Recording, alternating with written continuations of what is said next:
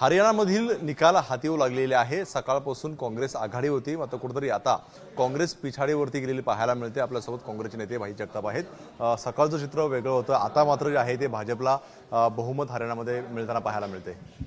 नाही, असं आहे की तुम्ही जर ठरवलेलंच आहे सगळं, ईव्हीएम तुमच्या हातात आहे, यंत्रणा तुमच्या हातात आहे, तर हे ठरल्याची एक स्क्रिप्ट लिहिल्यासारखं हे चाललंय। त्यांनी सुरुवातीला बघितलं की लोकांचा कौल काय आहे आणि तो कौल समोर होता।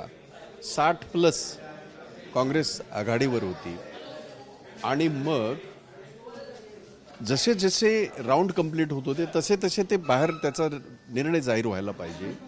10 राऊंड होईपर्यंत 5व्या आणि 6व्या राऊंडचा निकाल येतो आणि मग त्याच्यामध्ये बदल येतो, वातावरण तयार होतं। अशा पद्धतीचं सगळं चाललेलं आहे। दुर्दैवाने हेच घडलं छत्तीसगडमध्ये, हेच घडलं याच्यामध्ये मध्य प्रदेशमध्ये, हेच घडलं गुजरातमध्ये। हे सगळ्या देशभर सगळं चाललंय। आता काय ईव्हीएम वरती आरोप आहे का काय? 100% टेम्परिंग, ईव्हीएम हॅक करता येतच नाही। हे जे टेम्परिंग, मॅन्युप्युलेशन, यंत्रणेला मॅन्युप्युलेशन, ते सगळं चाललंय। आणि याच्या बाबतीमध्ये आम्ही अनेक वेळा बोललोय, म्हणजे आमचं सरकार असताना सुद्धा मी बोलत होतो की ईव्हीएम हा विषय आपल्याला कायम निकाली काढायला पाहिजे।